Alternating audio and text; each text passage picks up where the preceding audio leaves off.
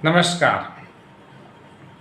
लोकसभा चुनाव के नतीजों के बाद में जल्दी से जल्दी फैसला करते हुए प्रधानमंत्री नरेंद्र मोदी और राजनाथ सिंह और बीजेपी अध्यक्ष जेपी नड्डा और अमित शाह ने यह फैसला किया कि हम विपक्ष में बैठेंगे और विपक्ष में बैठ करके हम लड़ेंगे और देश के लिए लड़ेंगे। ये फैसला क्यों हुआ और किस प्रकार से राजनीतिक घटनाक्रम बदला नतीजों के बाद में मोदी और इन्होंने तय किया कि हम विपक्ष में बैठेंगे।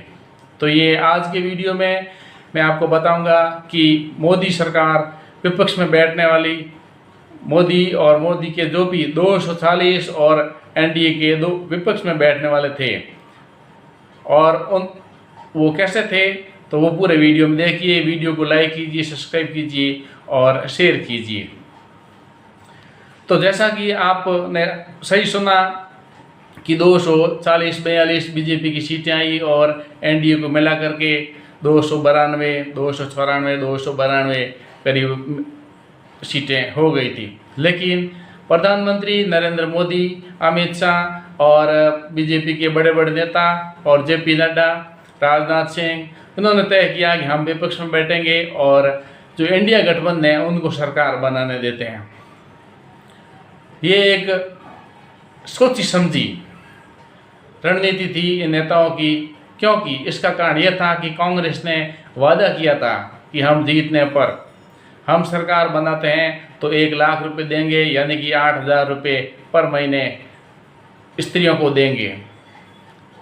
तो वो कैसे देंगे, कहाँ से देंगे, क्योंकि इतने लोग हैं कि पूरा खजाना खाली होने के बाद में भी नहीं दे पाएंगे। इसलिए कांग्रेस की और इंडिया गठबंधन की पोल खोलने के लिए मोदी ने यह तय किया कि अब इंडिया गठबंधन को ही सरकार बनाने देते हैं और हम विपक्ष में बैठते हैं। क्योंकि हम यदि पहल करते हैं, एनडीए गठबंधन की सरकार बनते हैं, तो कुछ खींचतान करते हैं, कुछ ऐसा करेंगे, कोई इधर होगा कोई इधर होगा। इसलिए हम पहले से ही मना कर दें कि हम सरकार नहीं बनाएंगे। इसलिए इन्होंने ऐसी रणनीति बनाई और नीतीश कुमार और आंध्रा के सीएम, आंध्रा से जो चंद्रबाबू नायडू हैं, उनको भी बोला कि आप स्वतंत्र हैं, आप चाहे तो इंडिया में रह सकते हैं, आप चाहे तो एनडीए में रह सकते हैं, हम सरकार नहीं बना रहे हैं, सरकार इंडिया गठबंधन बनाएगा, आप चाहे तो वहाँ भी जा सकते हैं। तब नीतीश कुमार और चंद्रबाबू नायडू ने सोचा कि ऐसा क्या हो गया कि मोदी सरकार इतनी सारी सीटें आने और हम एनडीए गठबंधन के सदस्य हैं जो कि चुनाव से पहले वादा किए हुए हैं और अभी ये हमको स्वतंत्र करने की बोल रहे हैं। ये कोई न कहीं चाल तो नहीं है। इसलिए वो भी जो भाव खाने वाले थे या अपने जो तेवर दिखाने वाले थे, वो तेवर भी नहीं देखे। नहीं मोदी जी आप सरकार बनाइए, हम आपके साथ में, इस प्रकार से वो वैसे ही खींचे आए और जल्दी से जल्दी सरकार बनाइए आप, ऐसा उन्होंने आश्वासन दिया।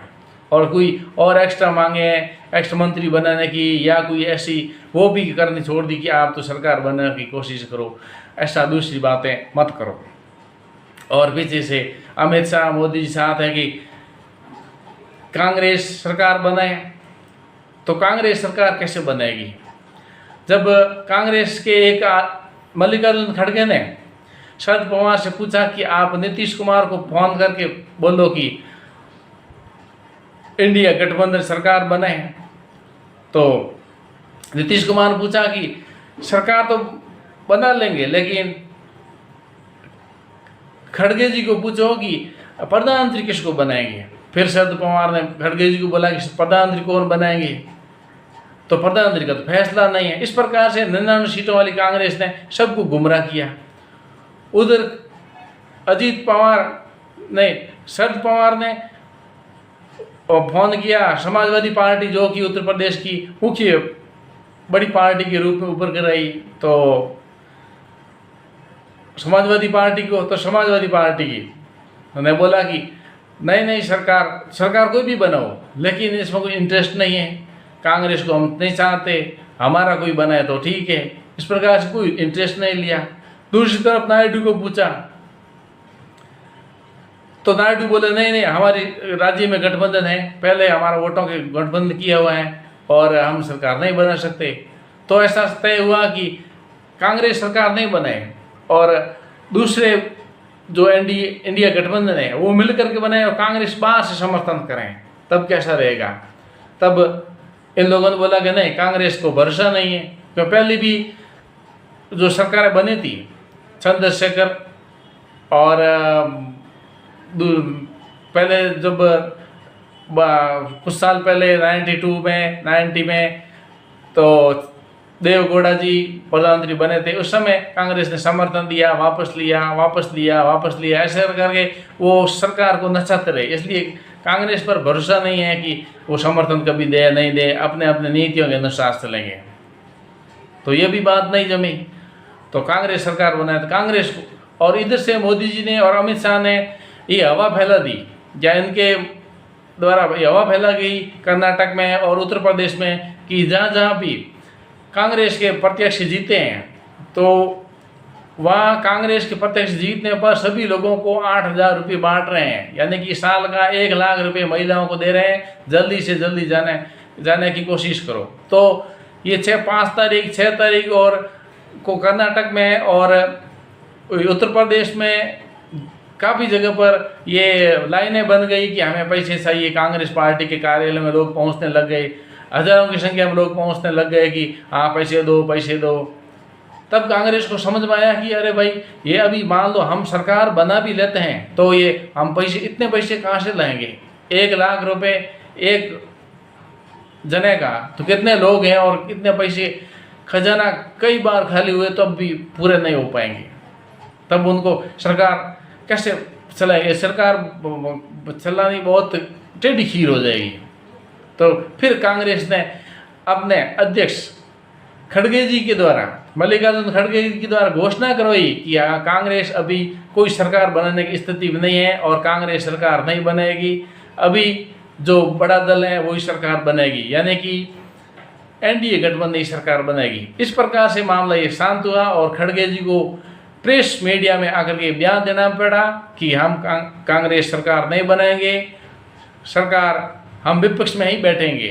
तब जाके लोगों की जो लाइनें थी वो ख़त्म हो गई। इस प्रकार से अमित शाह मोदी जी की जो हवा फैलाई है पैसा लेने की, और ये अमित शाह और मोदी जी साथ थे कि लोग लाइनों में लगे और कांग्रेस की पोल खुले कि किस प्रकार से वो पैसा दें, और पैसा देते भी हैं, सरकार बनती है भी मान लो कांग्रेस की, तो पैसे दे तो लोगों का तो भला होगा, कम से कम पब्लिक का तो भला होगा। इस प्रकार से ये एक गहरी साजिश, और इधर जो टूट गिरने वाली सरकार थी वो भी भविष्य में नहीं गिरे, वो पहले ही ऐसी सोच दिमाग में बैठा ली कि ये सरकार गिरे ही नहीं।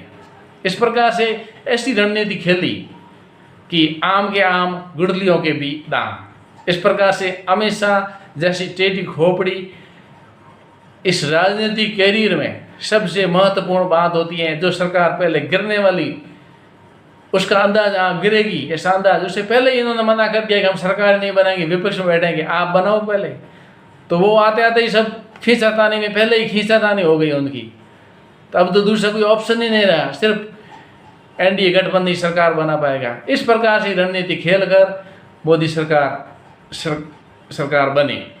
आप मेरे वीडियो को लाइक कीजिए, सब्सक्राइब कीजिए और शेयर कीजिए। ये है बहुत पर्दे की पीछे की बात। हम इधर टीवी पर सीटें गिन रहे थे, लेकिन पीछे राजनीति बीजेपी की जो और एनडीए गठबंधन की जो राजनीति है वो पीछे की तरफ ये चल रही है, जो मैं आपको अभी बताया कि कांग्रेस सरकार बनाए या कांग्रेस बाहर से समर्थन दें और बीजेपी और एनडीए विपक्ष में बैठे हैं। अब कोई हमको मोदी सरकार गिरने का कोई डर नहीं है, क्योंकि मान लो गिरते भी हैं तो ठेकरा किस पर फोड़ेगा वो तो आप समझ ही सकते हैं। आज के लिए बस इतना ही। भारत की राजनीति और एनडीए सरकार तीसरी बार। बहुत बहुत धन्यवाद। जय हिंद।